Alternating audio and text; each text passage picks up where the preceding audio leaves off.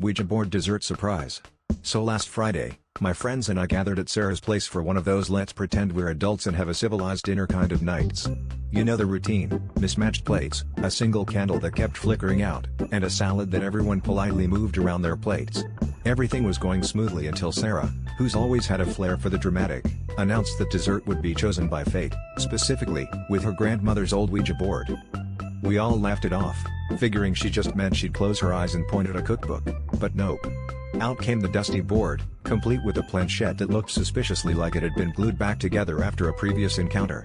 Sarah set it up, dimmed the lights, and asked, "Oh spirit of the pantry, what dessert shall we have?"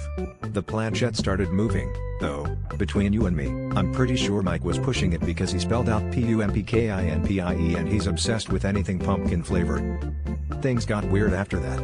We didn't have pumpkin in the house, but Sarah swore she heard a whisper from the kitchen. When we opened the pantry, there it was, a can of pumpkin puree that none of us remembered buying. At this point, everyone was either freaked out or convinced Sarah was pulling the world's slowest prank, but we went along and made the pie.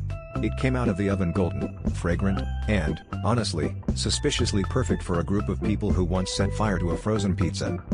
We sat down to eat, and as I took my first bite, I realized the crust was crumbly, the filling was delicious, and the whole thing tasted oddly light. I turned to Sarah and said, "Well, I guess now we know what happens when you use a Ouija board for recipes." She grinned and replied, "Yeah, apparently you get a pie that's to die for, but don't worry, it's only a little possessed. It's just got a supernatural flavor."